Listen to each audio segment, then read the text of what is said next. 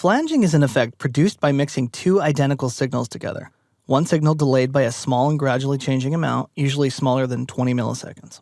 This produces a sweeping comb filter effect. Varying the time delay causes the sound to sweep up and down the frequency spectrum. Part of the output signal is usually fed back into the input, producing a resonance effect, which further enhances the intensity of the peaks and troughs.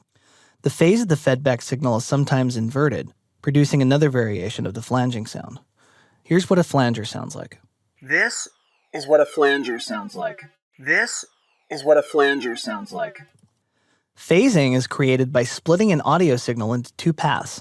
One path treats the signal with an all-pass filter, which preserves the amplitude of the original signal and alters the phase. The amount of change in phase depends on the frequency. When signals from the two paths are mixed, the frequencies that are out of phase will cancel each other out, creating the phaser's characteristic notches. Changing the mix ratio changes the depth of the notches. The deepest notches occur when the wet-dry ratio is 50%. Here's what a phaser sounds like. This is what a phaser sounds like. This is what a phaser sounds like.